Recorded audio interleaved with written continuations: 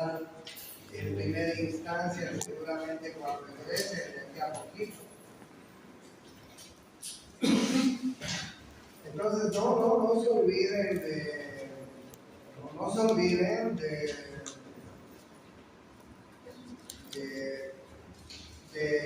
hacer el diagnóstico cuando tienen un paciente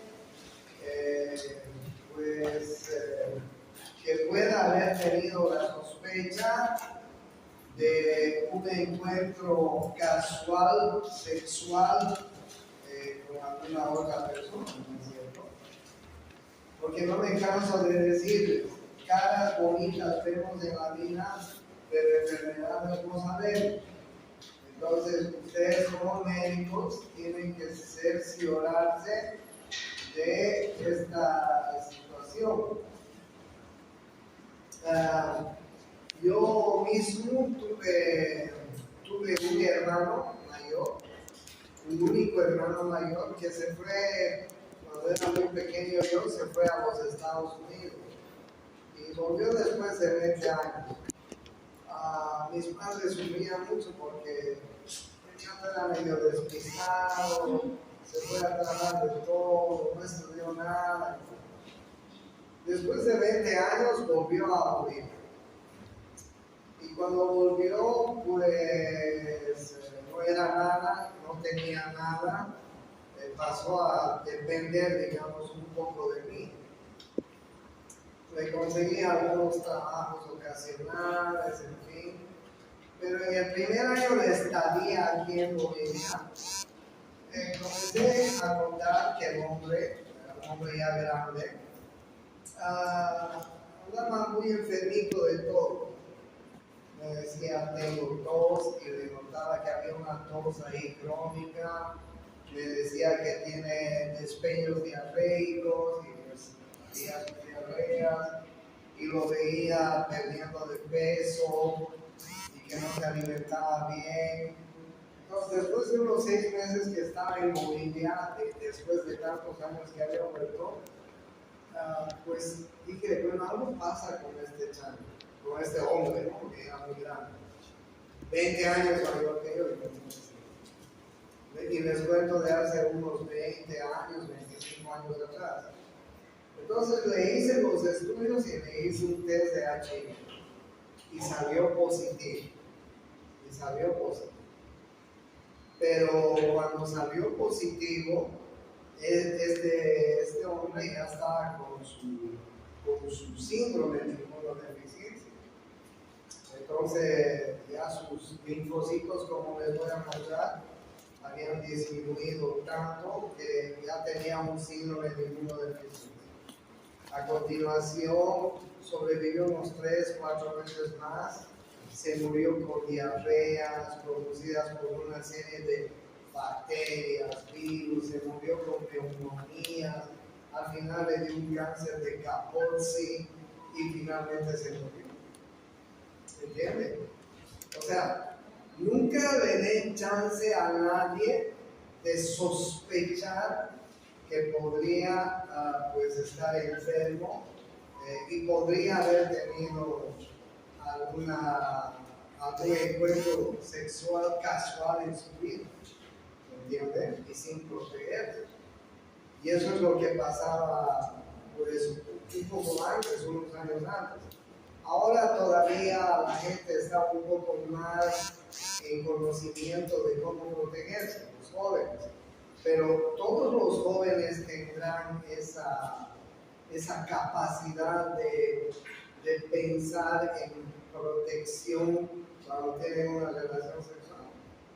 No, ¿no es cierto? Ustedes van a ser médicos e imagínense unos jovencitos que viven en el campo, que viven en la periferia de Santa Cruz, que no han tenido mucha educación sexual al respecto. Entonces comienzan a tener relaciones sexuales y no tienen protección. Entonces, siempre sean desconfiados de los pacientes. Cuando ustedes vean que un paciente pues tiene infección y al repetirse. Entonces, bien, se deben recabar los siguientes estudios para referir al paciente, ¿no? Determinar el estadio clínico, el recuento de los linfocitos, determinar si hay pacientes, cuáles son los candidatos a terapia antirretroviral. En realidad, toda persona con síndrome de inmunodeficiencia adquirida, toda persona que tenga menor a 350 células por milímetro cúbico de los linfocitos TCD4, embarazadas también. ¿Okay? No se olviden esto, ¿no? Estos virus penetran en la célula huésped, y en la célula huésped, que son estos linfocitos, dejan su material genético, como ustedes están viendo en la figura, y comienzan a reproducirse, a replicarse, mejor dicho, dentro de la célula huésped. Y esta es la forma en que un material viral comienza a reproducirse. ¿Ya? Esto es importante. A los linfocitos TCD4, produciendo un estado de inmunodeficiencia que favorece el desarrollo de infecciones y de algunos tipos de tumores. ¿Okay? La cifra normal de linfocitos TCD4 es muy variable, pero acostumbra a ser entre el 31 al 60% de los linfocitos totales. ¿Ok? 31 y 60% de los linfocitos totales. En valores absolutos oscila entre 600 y 1200 milímetros, 1200 linfocitos TCD4 por milímetro cúbico. La aparición de enfermedades oportunistas es frecuente cuando esta cifra disminuye a valores menores a 200. ¿Okay? Entonces, miren con el correr de los años, yo les decía, 6, 7, 8, 9, 10 años, los virus van acabando con estos linfocitos hasta llegar a estas cantidades. Miren cómo van terminando, ¿no? Entonces, cuando los linfocitos están por debajo de esta cantidad, ya no tienen la capacidad de defendernos, nuestro sistema inmune decae. ¿Ya? El HIV tiene también afinidad para infectar las células del sistema nervioso, por lo que puede producir trastornos neurológicos, tanto del sistema nervioso central como demencia, o del sistema nervioso periférico como polineuropatía. Entonces, de esta diapositiva lo que quiero que rescaten es el número normal de linfocitos TCD4. Y lo que quiero que rescaten es de que cuando disminuyen a menos de 200, se presenta el síndrome de inmunodeficiencia adquirida. Pero esto no es agudo, ¿no? Esto es crónico después de un gran tiempo. Hay una clasificación de la infección por HIV y definición de casos de SIDA en adolescentes mayores de 13 años y adultos, que está propuesto en los Estados Unidos por la CDC. ¿Okay? Miren ustedes, categoría del nivel de los linfocitos CD4. Si están mayor a 500 linfocitos T por milímetro cúbico, pueden estar en esta categoría. Si están entre este segmento de 200 a 490, entran en la otra categoría. Y si están menor a 199, entran en la tercera categoría. ¿Ya? ¿Pero qué significa eso? La categoría A, presencia de síndrome retroviral agudo, linfadenopatía general persistente, infecciones asintomáticas. ¿Okay? La categoría B, presencia de angiomatosis basilar, candidiasis oral, candidiasis vulvovaginal persistente, displasia cervical, carcinoma in situ, fiebres indeterminadas por encima de 38 por más de un mes, leucoplasia oral vellosa, herpes zóster, púrpura trombocitopénica, enfermedad inflamatoria pélvica, neuropatía periférica. O sea, a más categoría van empeorando, ¿no es cierto? Y la categoría C, miren, presencia de candidiasis orotraqueal, bronquial, pulmonar, candidiasis esofágica, carcinoma de cervix invasiva, coccidionicosis diseminada, criptorcosis extrapulmonar, criptosporidiasis, infección por citomegalovirus, del herpes simple y bla bla bla bla bla bla bla. Miren la categoría C. Ya es un paciente que se encuentra muy grave, ¿no? Y entonces miren ustedes cómo a medida que van disminuyendo los linfocitos TCD4 va empeorando la enfermedad. Así ustedes se dan cuenta.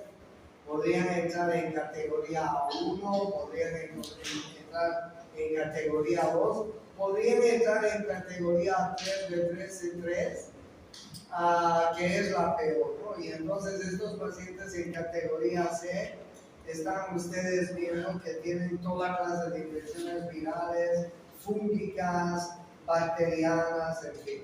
Entonces un paciente que tú ves que tiene infecciones oportunistas, que tiene linfadenopatías generales persistentes, que tiene síndromes febriles persistentes y no te das cuenta que es, pues sospecha de que puede tener un HIV. ¿Ya? Por eso hago la insistencia para que ustedes hoy en día tomen las previsiones totales en este tipo de pacientes cuando los tengan. En el segundo nivel se hace tratamiento antiviral, antirretroviral, supresión máxima y durable de la carga viral plasmática y restaurar y preservar la función inmune. Esto es lo que se hace en el tratamiento del HIV hoy en día. ¿Ya? Estas tres cosas. Supresión máxima y estas dos cosas, perdón. Supresión máxima y durable de la carga viral plasmática y restaurar y preservar la función inmune. Ese es el objetivo del tratamiento retroviral que se instaura hoy en día. ¿Ya? Reducir la morbilidad asociada al HIV, prolongar la duración y la calidad de vida y prevenir la transmisión de infección. Esa es lo que se persigue con el tratamiento antirretroviral. ¿Ya?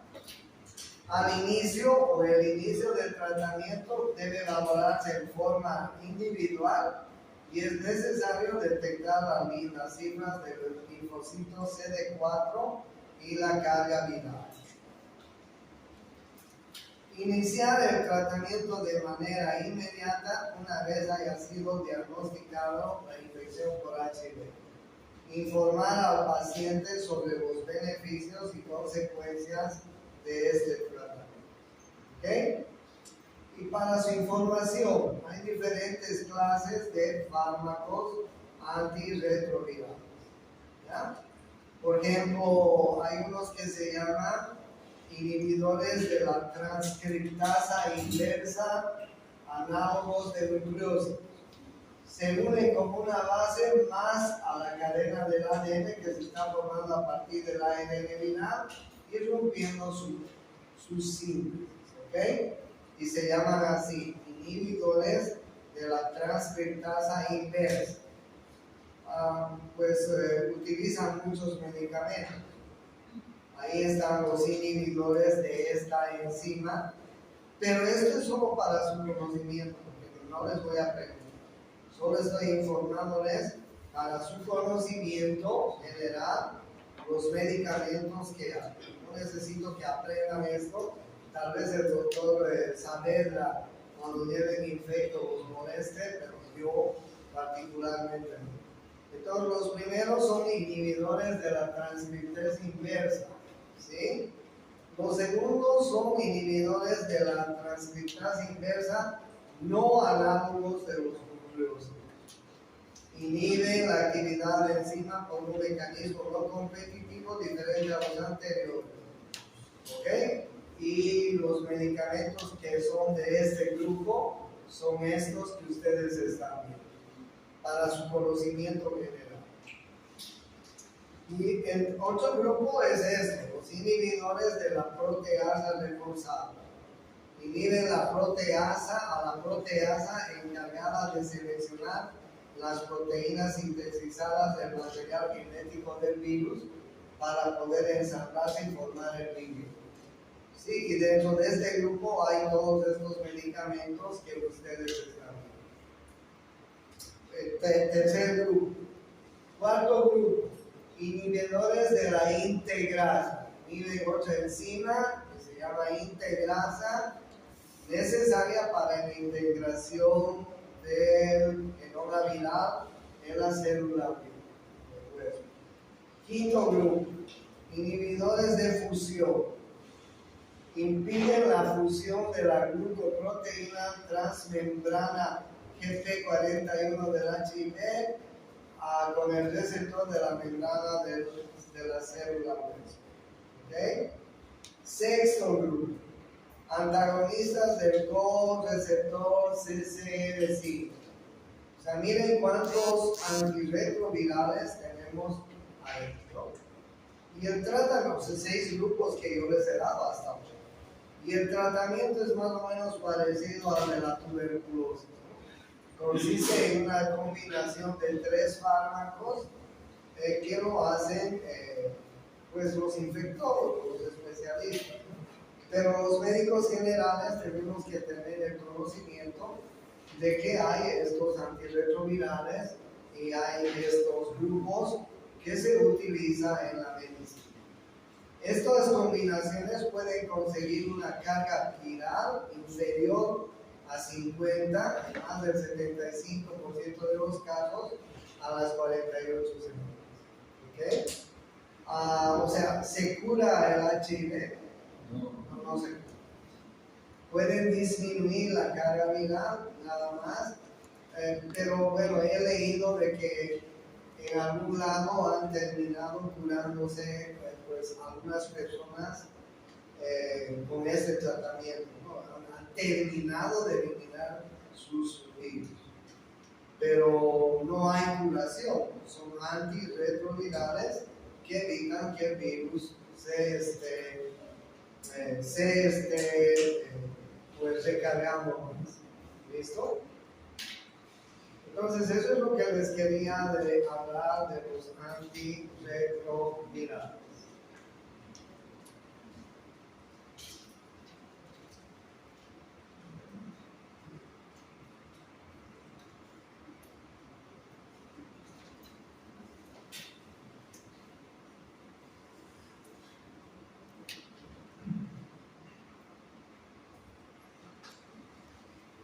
Voy a cambiar de tema. Eso es todo lo que les tenía que hablar de infecciones, virus, HIV y todo eso. Y vamos a avanzar sangre más y damos examen. Pero no creo que termine sangre en la clase. Pero seguramente vamos a dar en una semana o en 2 el examen. Así que estudien, por favor.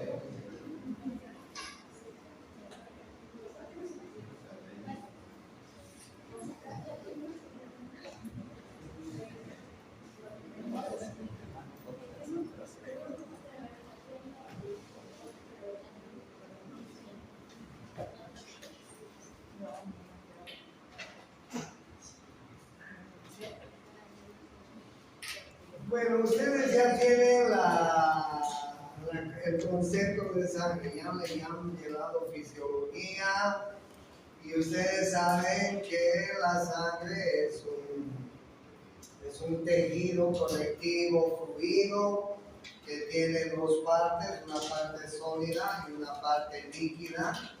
Ustedes están viendo en esta figura todas las funciones tan importantes que tiene la sangre: transportar gases disueltos, nutrientes, hormonas, desechos metabólicos, regular el pH, regular la composición iónica intersticial, evitar la pérdida de sangre en sitios de heridas, defender el cuerpo contra toxinas, patógenos, regular la temperatura corporal absorbiendo y redistribuyendo el calor.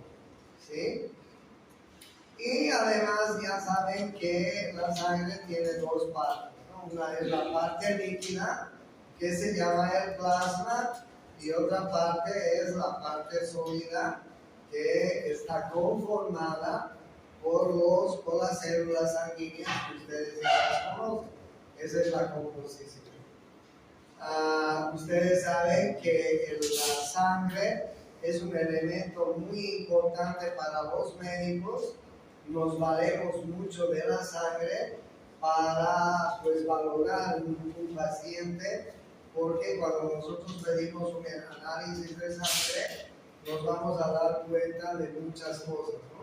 Como cómo están los glóbulos rojos, cómo está el hematocrito, cómo está la hemoglobina, cómo están los glóbulos blancos, cómo está el porcentaje de cada familia, de cada grupo de glóbulos blancos, cómo están las plaquetas, en fin. O sea, un examen de sangre nos sirve mucho a nosotros los médicos, total, ¿no es cierto? A veces solo con el examen de sangre podemos definir los diagnósticos, ¿no? Imagínense un paciente que tiene unos 12, 13 años, viene con dolor intenso en fosa ilíaca derecha de unas 6 a 8 horas de evolución, con antecedentes de fiebre, le tomas un hemograma y sus glóbulos rojos están en 15,000. Y además el paciente tiene dolor en la fosa ilíaca derecha y está sospechando de una apendicitis. Con el hemograma simplemente ya has diagnosticado, ¿no? Porque los glóbulos blancos se han elevado a 15,000. Probablemente sea por certeza una apendicitis. Entonces, el hemograma nos enseña mucho, nos ayuda mucho, mejor dicho, a los médicos a valorar a un paciente. ¿Ok? Pero la sangre también tiene otros componentes, ¿no? Por ejemplo, proteínas, el 7%, agua, el 92%, miren ustedes. Y dentro de las proteínas, miren ustedes las proteínas, ¿no? Albúmina, globulina, fibrinógeno y proteínas reguladoras que actúan como enzimas u hormonas, menos del 1%. Pero ustedes vayan fijándose, ¿no? La albúmina aproximadamente de todas las proteínas en un 60%. ¿Ok? Y además no se olviden que las proteínas nos van a dar la presión oncótica a la sangre. Las globulinas, que ustedes saben, están formando parte de nuestro sistema inmune. El fibrinógeno, que es esencial para la coagulación, y otras proteínas que son reguladoras, que se clasifican en enzimas, hormonas, proenzimas, en fin. O sea, la cantidad de proteínas y la calidad de proteínas es muy importante. Luego en la sangre también tenemos solutos como los electrolitos, miren ustedes, órganos nutrientes o nutrientes orgánicos y diferentes otros órganos que son órganos basura, restos, ¿no es cierto? Mire, hay algunos elementos que transporta la sangre que luego tienen que ser eliminados por algún lado. Es el caso de la urea, de la creatinina, del ácido úrico, del amonio, de la bilirrubina, que son toxinas que se forman en la sangre producto del metabolismo de las proteínas, de los carbohidratos, etc. Son transportados por la sangre, pero tienen que ser eliminados por algún aparato. Generalmente el aparato urinario es el que va a eliminar estas toxinas, como la urea, como la creatinina, como el ácido úrico, etc. Y ya vamos a ver otros iones como el amonio, el amoníaco, por ejemplo, que son eliminados por el aparato excretor urinario. Y la sangre también transporta elementos nutrientes que son muy importantes para nuestro metabolismo y diferentes tipos de electrolitos, como ustedes están viendo. Desde electrolitos simples como el sodio, el cloro, el potasio, el calcio, magnesio, el bicarbonato, fosfatos, sulfatos, etc. Entonces vean ustedes qué interesante el plasma de la sangre conformado por todos estos elementos que ustedes están viendo. Donde claro, el mayor elemento es el agua, ¿no? Pero ustedes pueden ver que hay solutos importantes como las proteínas, que hay solutos importantes como los electrolitos, ¿sí? Y además ustedes pueden ver que por otro lado en la sangre vamos a encontrar los elementos formes, las células que todos conocemos. Que miren ustedes, el plasma llega a ser entre el 46 a 63% y los elementos formes entre el 37 al 54%. Entonces, de esta manera nuestra sangre está formada, ¿no? Y no se olviden los elementos que tenemos en el plasma sanguíneo que son muy importantes, ¿no? Sobre todo las proteínas, sobre todo otros elementos como electrolitos, nutrientes y también desechos que son transportados por la sangre, como ustedes están viendo. ¿Ya? Y entonces dentro de los elementos formes, dentro de las células, tenemos los glóbulos rojos, tenemos los glóbulos blancos y tenemos las plaquetas, ¿sí? Ustedes ya saben bien este asunto. Y dentro de los glóbulos blancos, miren ustedes, es importante que manejen el porcentaje de los glóbulos blancos. Neutrófilos aproximadamente de 50 a 65, 70%. Eosinófilos entre 2 a 4%. Basófilos menos del 1%. Linfocitos entre el 20 al 30%. Monocitos entre 2 a 8%. ¿Okay?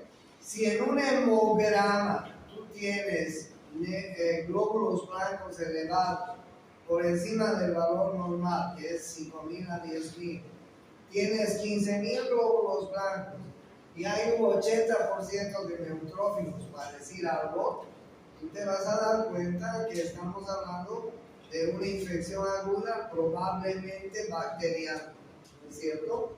Porque los neutrófilos son un tipo de glóbulos blancos que van a aumentar de tamaño, que van a aumentar el número, perdón, cuando hay infecciones agudas.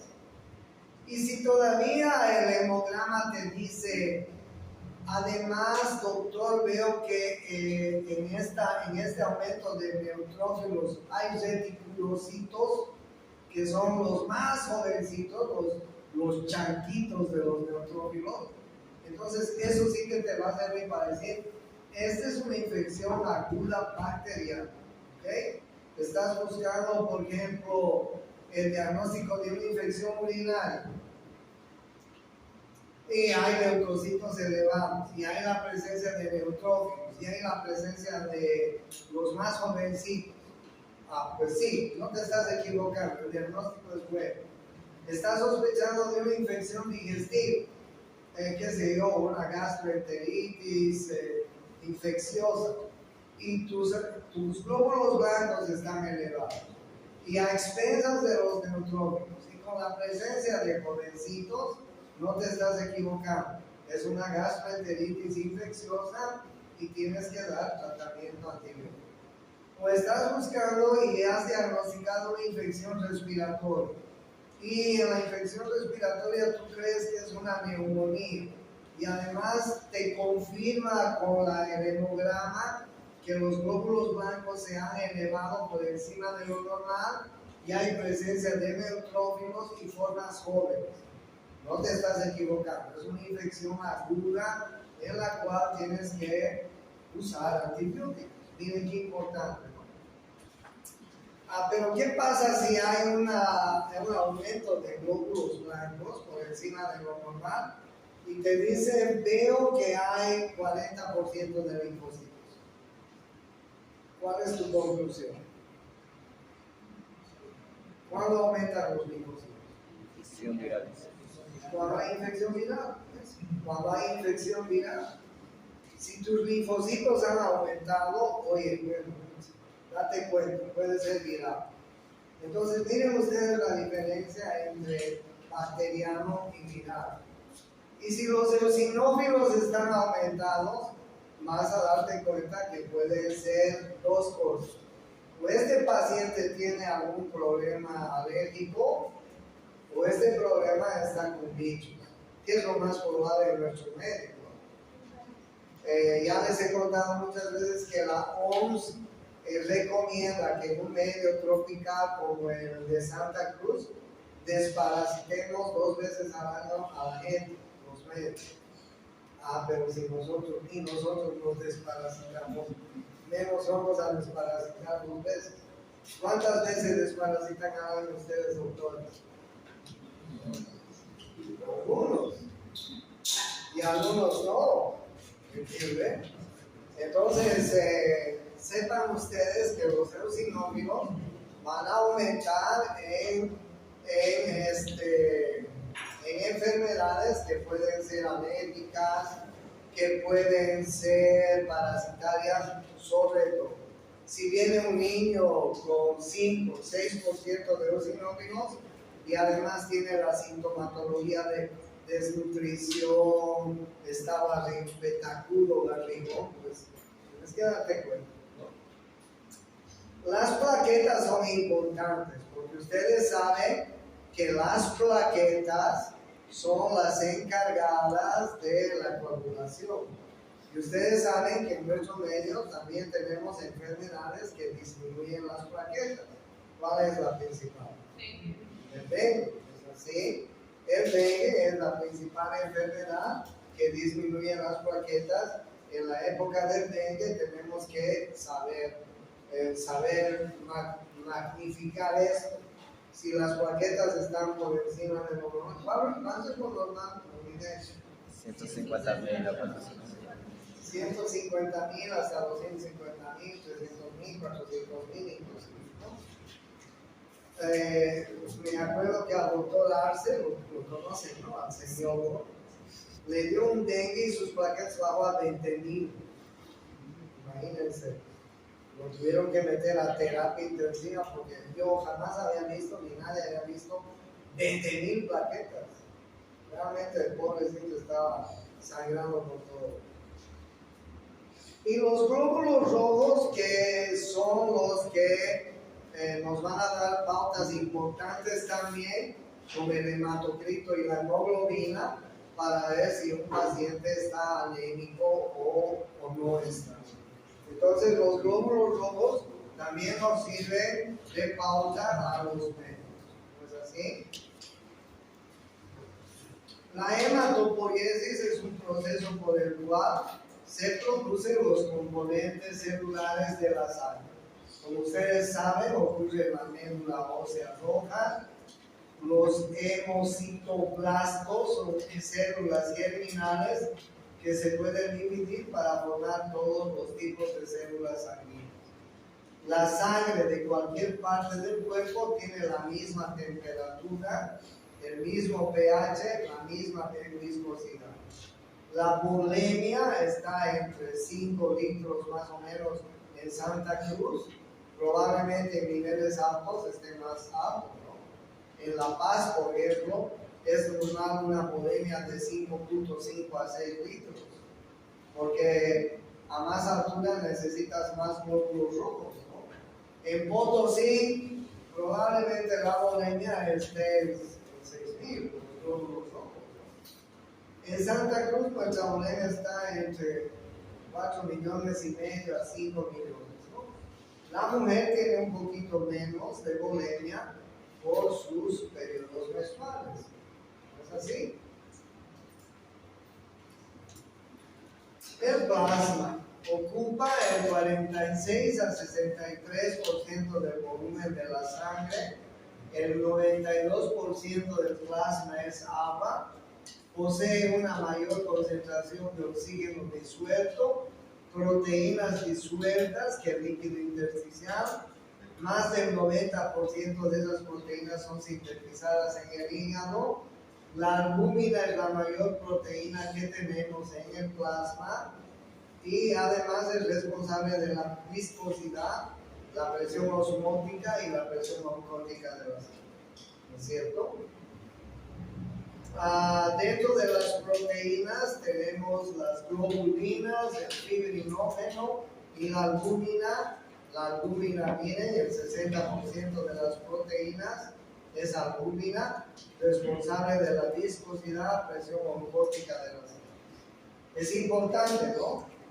El fibrinógeno se convierte en fibrina durante la coagulación y es importante como una proteína que interviene en la coagulación.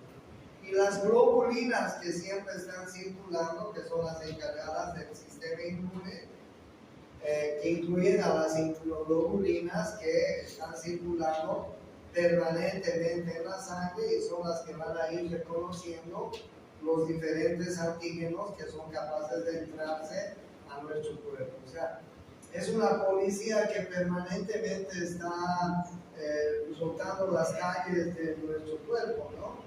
Como la policía que tenemos en una ciudad. Es importante esto. Los glóbulos rojos, responsables de poco menos de la mitad del volumen de la sangre y del 99.9% de los elementos rojos. 4.5 a 6.3 millones de glóbulos rojos por decilitro en hombres y un poquito menos en la mujer. Una gota de sangre posee aproximadamente 260 millones de glóbulos rojos. Miren, el hematocrito mide el porcentaje de la sangre completa por los glóbulos rojos. Se forma en la médula ósea. ¿Cuánto es el hematocrito normal? Aproximadamente 45%, un poco más, un poco menos. Se destruye, se forma en la médula ósea, los glóbulos rojos, y se reciclan, no se destruyen, se reciclan en el vaso, en el hígado y en la médula ósea. Porque en realidad, al término de su vida, el glóbulo rojo, que tiene 120 días, va a ir al vaso, va a ir al hígado o a la médula ósea a reciclar sus componentes y esos componentes van a ser reutilizados para seguir formando glóbulos rojos. O sea, no es que se destruyen allá, más bien se reciclan. Ustedes saben que no son discos bicóncavos, son flexibles, no tienen núcleo, tienen una vida media de 120 días, tienen una estructura muy importante porque en su interior tienen hemoglobina, y la hemoglobina es una sustancia que tiene la función de transportar el oxígeno. La hemoglobina constituye el 95% de las proteínas en los glóbulos, 14 a 18 gramos en los hombres y 12 a 16 gramos en la mujer. Es importante esto, ¿no? 14 a 18 de hemoglobina en los hombres, 12 a 16 en las mujeres. ¿Debajo de cuánto de hemoglobina podemos pensar en transfundir sangre? Si un paciente presenta hemoglobina por debajo de 7, oye, mejor pensar en transfundir sangre. ¿Ok? Esa es otra ley que tenemos los médicos. Porque puede tu paciente estar en problemas serios. Es una proteína globular formada por subunidades de polipéptidos alfa y beta, llamada globina, y una subunidad formada por un grupo M, ¿no es cierto?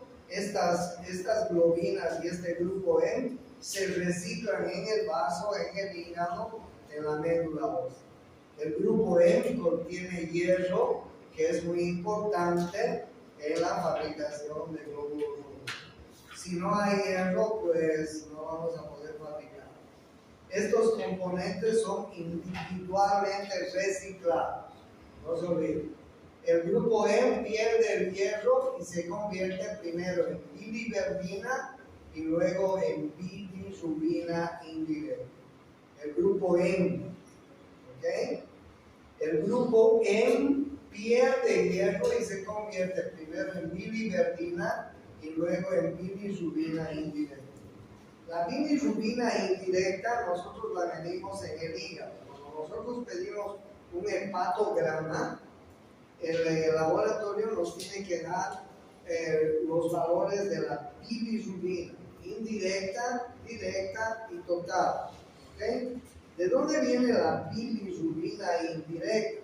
La bilirrubina indirecta, como ustedes están viendo, viene del desdoblamiento de la molécula del grupo M de los glóbulos rojos. ¿Okay? Si yo tengo un paciente ictérico, está muy ictérico, y le pido un hepatograma, y las bilirrubinas están muy aumentadas, a expensas de la bilirrubina indirecta, yo puedo pensar que ese paciente está destruyendo los glóbulos rojos. Que algo está destruyendo los glóbulos rojos, y por eso los glóbulos rojos están pues destruyendo su grupo M más de lo necesario, y por eso ese grupo M se ha convertido en biliverdina y luego en bilirrubina. Entonces, la bilirrubina indirecta nos sirve para poder decir algo está destruyendo los glóbulos rojos en este paciente. Hay enfermedades que destruyen los glóbulos rojos, entre ellas el dengue. El dengue destruye los glóbulos rojos. Pero hay una enfermedad clásica que destruye los glóbulos rojos, que se llama el paludismo, la malaria. El paludismo es producida por un mosquito. ¿Qué se llama el mosquito del paludismo? ¿Quién sabe? ¿Ah? Anófeles.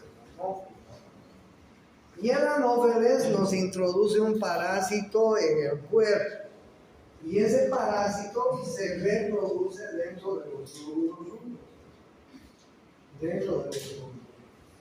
Entonces, si nosotros vemos que la bilirrubina indirecta está elevada, algo está haciendo. O una anemia, este paciente tiene una anemia por algo. Algo está destruyendo sus glóbulos rojos. Puede ser un fármaco, puede ser un tóxico, algo está destruyendo sus glóbulos rojos. Entonces, Cuando ustedes tengan un paciente con bilirrubina indirecta aumentada, pregúntense que hay una hemólisis. Hay una hemólisis. ¿Por qué la hemólisis? Busquen por qué. Podría ser una anemia, podría ser una infección viral, parasitaria, como las que estoy hablando. Algo está pasando y por eso ha aumentado la bilirrubina indirecta. ¿Ok? El hierro es reciclado y se va a los depósitos de ferritina o hemosiderina en el hígado principalmente. Por eso es muy importante dar en las anemias hierro, ¿no? Una de las cosas clásicas que los médicos hacemos es dar aquí en hierro. ¿Quiénes son las principales personas que hacen anemia en un estado natural? Las embarazadas, ¿sí? Las embarazadas. Por eso es que por regla casi les damos a las embarazadas hierro, porque el hierro es esencial para que fabriquen su glóbulo rojo. El hierro es transportado en el torrente sanguíneo, atado a la proteína transferrina, ya sea hacia la médula ósea o hacia otros tejidos. Y en la médula ósea el hierro va a ser reciclado para formar nuevos glóbulos rojos, ¿no es cierto? Entonces miren qué interesante la hemoglobina. Miren cuánto nos puede decir una hemoglobina disminuida de sus valores normales.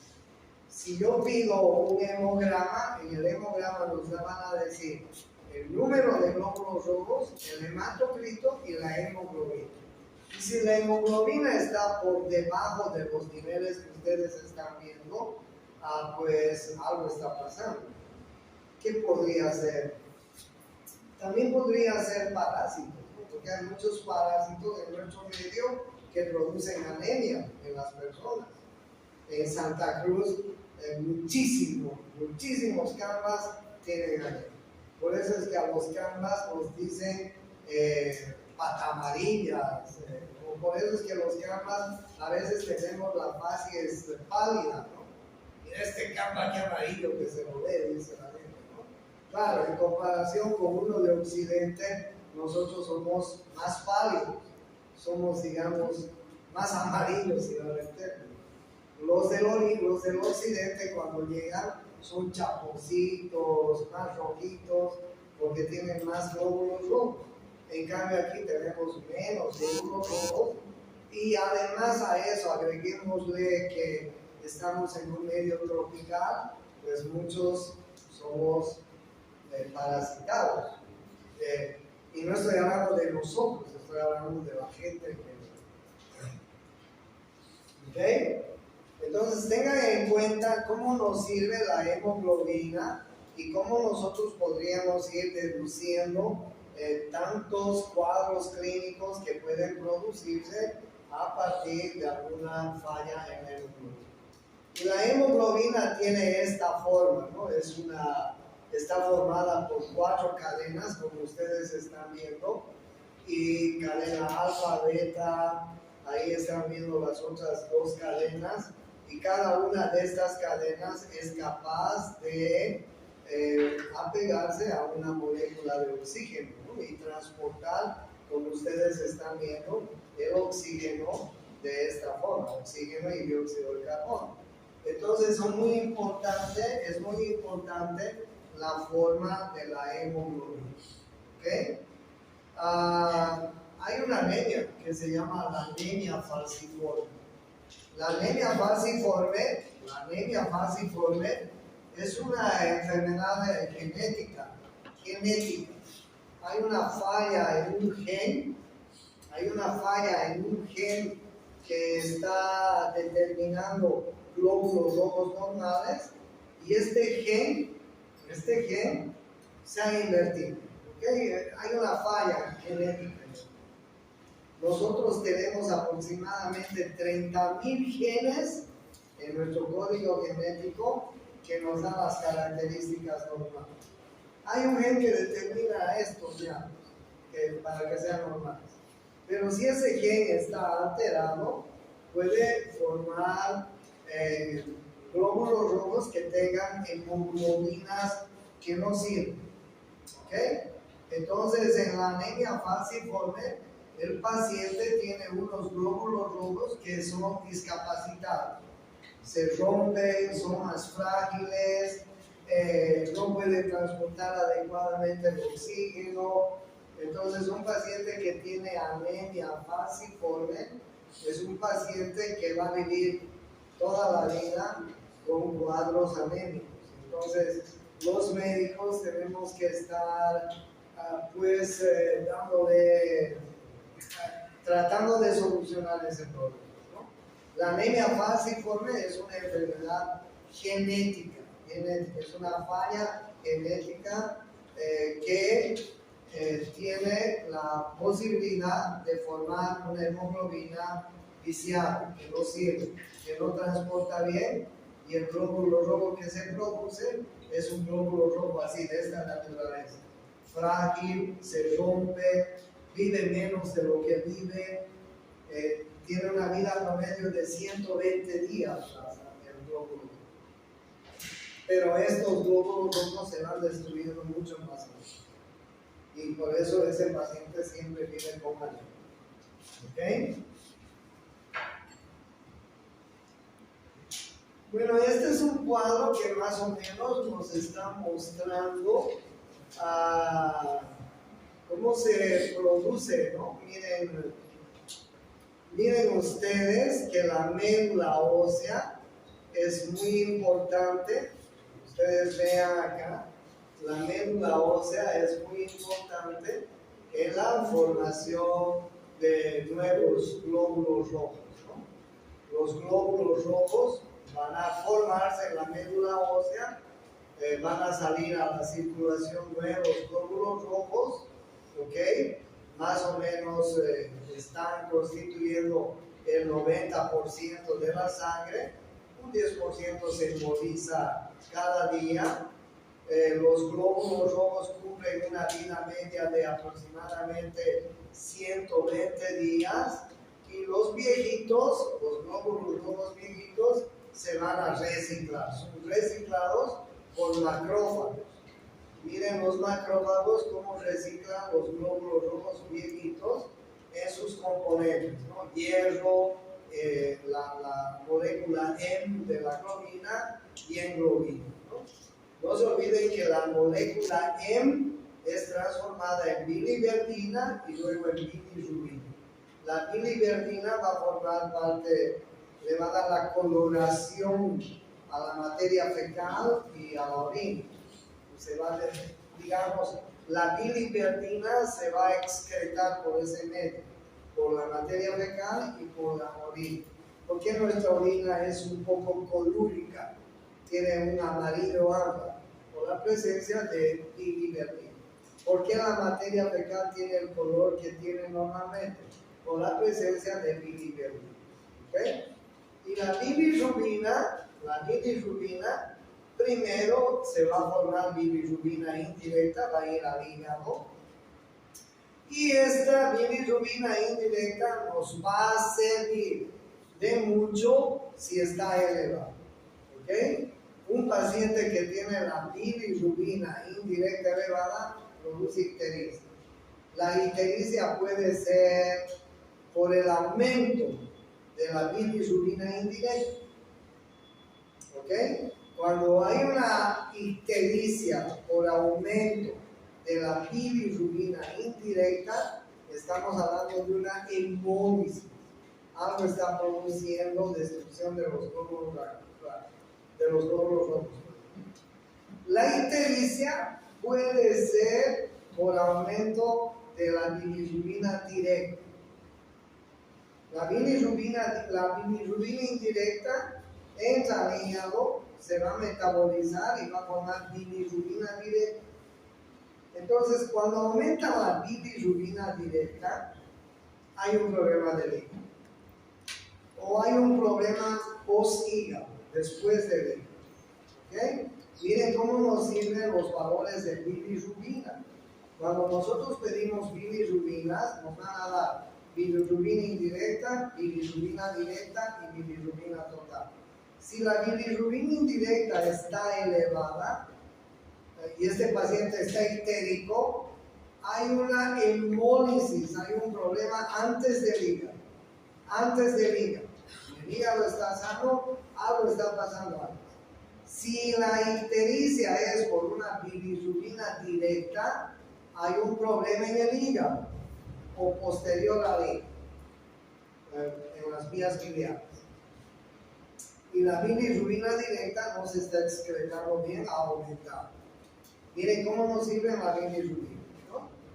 Entonces, bien, en el reciclaje de los glóbulos rojos, pues que se da en el vaso, que se da en el hígado, que se da en la médula ósea misma, pues va a ser así. Entonces esta bilirrubina, que luego se va a convertir en bilirrubina directa, va a comenzar a formar parte de ella, va a comenzar a formar parte de la bilis. La bilis tiene bilirrubina. Ustedes saben que en la bilis hay un componente que se llama bilirrubina. Cuando hay excedente de bilirrubina, esta bilirrubina la excedentaria va a comenzar a eliminarse por el intestino y va a ser la encargada de dar la coloración a las heces, ¿no? Muchas de esas bilirrubinas vienen también hacia el hígado y son eliminadas por el hígado. La biliverdina y la bilirrubina son los encargados de dar la coloración a la orina, a la materia fecal. ¿Ok? ¿Qué pasa si un paciente dice, doctor, tengo mis orinas muy, te van a decir, como el tetín? Estoy orinando como el té tinto. Cuando el paciente te dice estoy orinando como el té tinto, te das cuenta que está muy colorido y seguramente hay más presencia de bilirrubina. También es una pista para darnos cuenta de que las bilirrubinas se han elevado por alguna cosa. Cuando lleguemos a enfermedades hepáticas, voy aclarándoles esto. Pero el metabolismo de la hemoglobina y de los eritrocitos es importante a partir de su formación en la médula. ¿Ok? Pero para formar nuevos glóbulos rojos en la médula ósea, para que las células madre formen nuevos glóbulos rojos, necesitan hemo, la molécula hemo o la M, si quieren, necesitan proteínas como la globina, necesitan hierro para volver a reciclar nuevos glóbulos rojos. Si falta alguno de estos elementos, pues no va a poder fabricar adecuadamente la médula ósea nuevos glóbulos rojos. Entonces, miren ustedes qué importante es el metabolismo, ¿no? ¿Qué es la eritropoiesis? Es la formación de nuevos glóbulos rojos, donde ocurre en la médula ósea. Los glóbulos rojos pasan a través de varias etapas, como ser los reticulocitos, los eritroblastos, que van a ir finalmente terminando de formar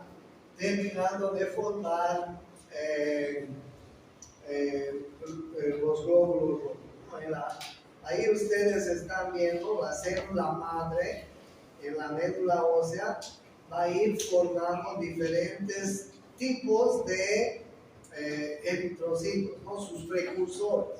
Miren, día 1, proeritroblasto, día 2, eritroblasto, día 3, policromatofílico eritroblasto, día 4, normoblasto, entre 5 a 7 días, reticulocitos, y luego células, glóbulos rojos maduros. O sea, miren cómo la médula ósea va formando aproximadamente en esta cantidad de días, va formando glóbulos rojos desde sus progenitores, ¿no? Desde la célula madre y más o menos en esta forma. O sea, la médula ósea podríamos decir que es un órgano eritropoyético porque ahí se forman los glóbulos rojos, los glóbulos blancos. ¿Ya? Ustedes saben que en la sangre hay diferentes tipos de sangre que están determinados por la presencia o ausencia de antígenos de superficie o aglutinógenos también, ¿no? Estos antígenos pueden ser A, B, pueden ser RH, etc. Así como anticuerpos en el plasma o aglutinina. La reacción cruzada ocurre cuando los antígenos y los anticuerpos pues son los mismos, ¿no? Entonces nosotros tenemos ahí el tipo A, el tipo B, el tipo AB, el tipo C. ¿Es así? Miren el tipo A en su superficie, ustedes ven que tiene antígenos A. Antígenos A. Estos antígenos A reaccionarían con algún anticuerpo que no sea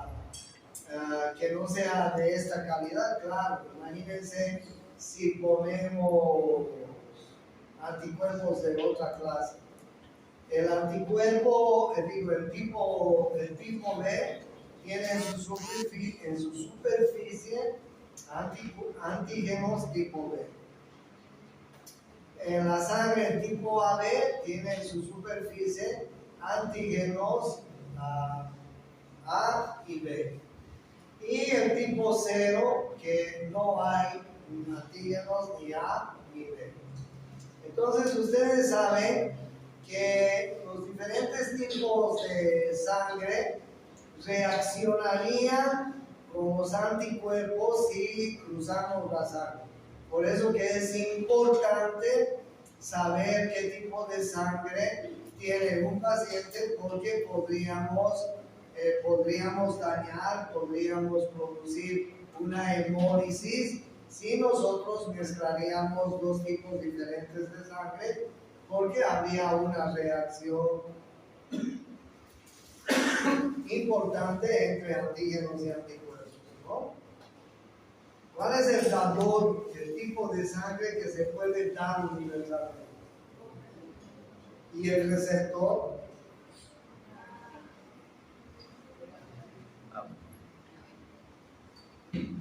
El AB, ¿no? Y este es el dador universal y este es el receptor. Bueno, ya saben ustedes qué importante es en la prueba sanguínea descubrir el tipo, el grupo sanguíneo. Es otra de las cualidades y obligaciones que tenemos los médicos cuando hacemos un examen de sangre. Sobre todo a la mujer embarazada. Cuando por primera vez vemos una mujer embarazada, lo primero que tenemos que pedir es sangre. Hemograma. Pero además del hemograma, lo segundo que tenemos que pedir es tipo de sangre. Y lo tercero que tenemos que pedir es el RH, o sea, el grupo y el RH. Entonces tenemos que saber que esa señora no va a tener ningún problema cuando esté embarazada, porque ustedes saben que en el embarazo puede ocurrir esto, ¿no? Miren, la madre puede ser de un RH negativo, por ejemplo, miren ustedes, y el bebé puede tener un RH positivo que ha heredado del papá. Y entonces cuando estos dos RH se mezclen, va a haber una eritroblastosis fetal. Entonces es importante que nosotros los médicos podamos detectar también qué tipo de RH tiene la madre, porque si la madre es RH negativo, ¿qué puede ser? ¿Son RH negativo aquí? ¿Quiénes son RH negativos? ¿Nadie? ¿Saben sus grupos sanguíneos? Sí. ¿Y RH positivos todos? ¿No todas? Bueno, en las mujeres, ¿no? Porque si la mujer es RH negativo, el bebé va a heredar el factor dominante del padre, que es RH positivo. Y si se mezclan las dos sangres transplacentariamente, se va a producir una eritroblastosis fetal. Entonces nosotros tenemos que alertar a los especialistas que puede haber esto para que no haya este problema. Los especialistas se encargan de hacer su respectivo tratamiento cuando una mujer es VIH negativo. Por eso que es importante que los médicos a la mujer le tomemos hemograma, grupo VIH. Siempre, siempre tenemos que estar.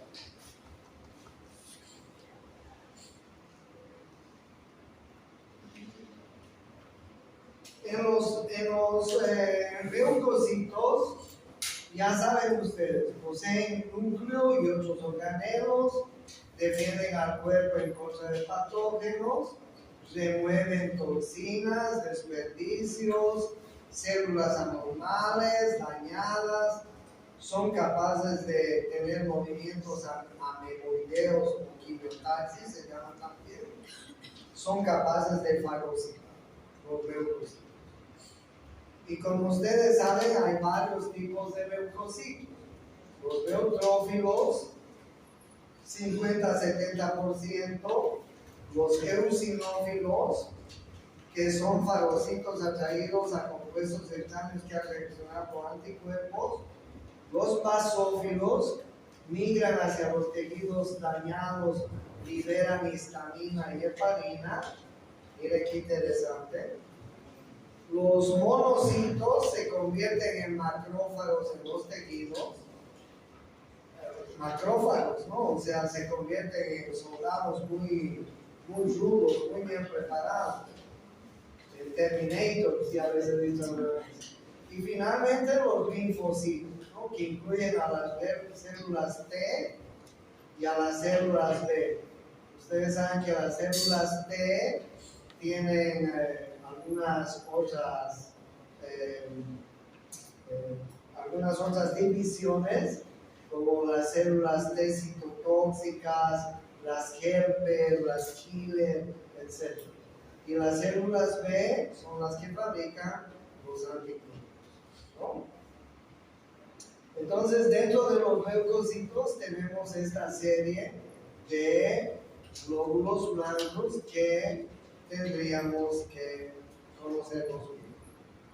Y finalmente las plaquetas, que como ustedes saben, los discos aplastados, circulan entre 9 a 12 días antes de ser removidos, transportan químicos importantes en el proceso de la coagulación, forman una barrera temporal en las paredes de los vasos sanguíneos dañados, se forman a partir de los megacarios, que produce la médula.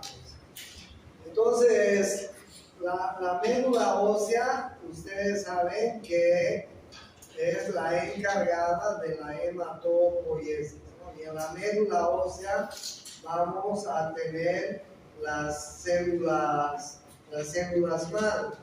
Ahí ustedes están viendo las células madre, ¿no? Y estas células van a ir fabricando, como ustedes están viendo, las diferentes formas celulares que tenemos en la sangre, ¿no? Y ahí está la línea de los linfocitos, de los megacariocitos, de los eritrocitos, en fin, todo a partir de la célula madre. Algunas veces las células madre pues también se pueden distorsionar y comenzar a formar en gran cantidad células hijas y deformes, y producen cuadros que se llaman leucemias, ¿no? Leucemias. Para terminar este cuadro, les voy a mandar estas tres clases al WhatsApp, ¿ya? Porque ahí tienen glóbulos rojos, cómo es su apariencia, sus funciones, y las cosas importantes que hay que remarcar de cada uno de ellos. Ahí tienen los glóbulos blancos y pues el resumen de todo lo que son los glóbulos blancos, neutrófilos, eosinófilos, basófilos, etc. ¿Ya? Solo que está en inglés, supongo que ya saben inglés. Y ahí están los... ¿Ya? Y entonces no saben inglés. O sea, denme una pistola, me voy a disparar. Voy a disparar. Les voy a mandar eso. Tienen que saber inglés, porque donde vayan les van a dar las cosas últimas en inglés. Aprendan inglés, están a tiempo.